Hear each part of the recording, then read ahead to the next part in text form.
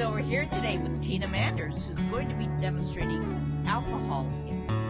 So Tina, how did you get started in this process?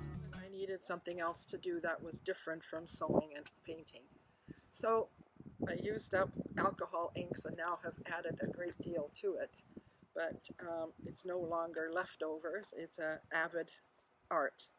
Now the image in front of you is quite interesting. How do you achieve that effect?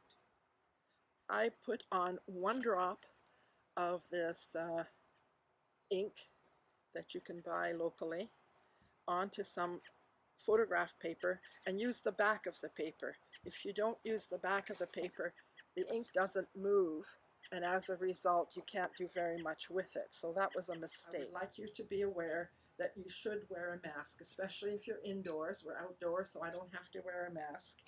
And gloves, because I have guards on. I have glasses myself, so I give this to my grandkids when they use it. So very important. And when you're inside, a fan has to work. Start fresh. This is the shiny side. I use the back side.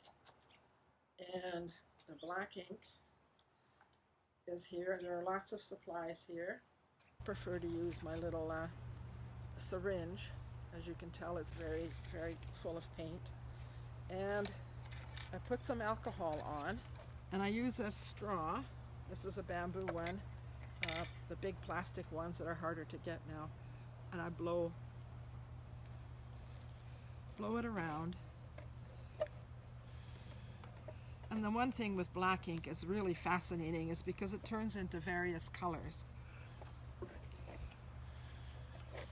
As you can see, you can't expect to paint something that you plan ahead of time. It's always very intuitive and unexpected.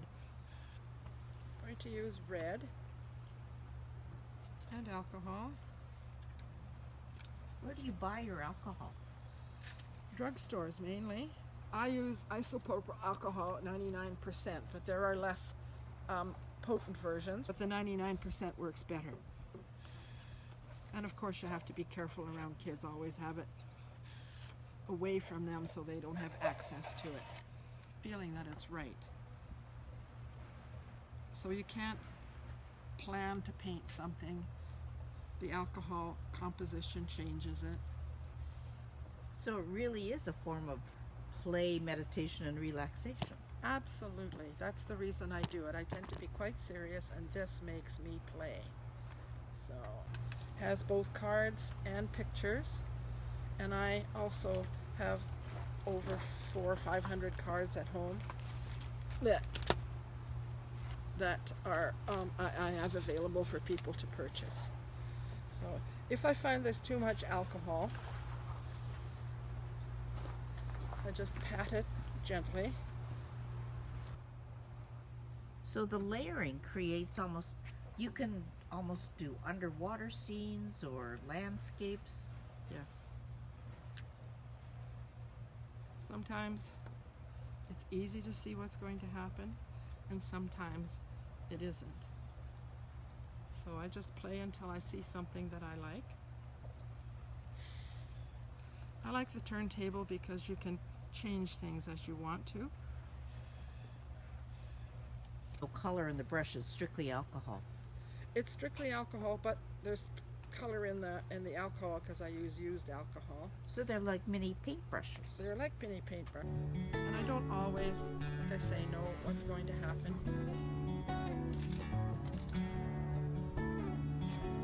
But you can create beautiful technicolor flowers. Yes, yes, and this usually I work on 2 or 3 or 4 at the same time, so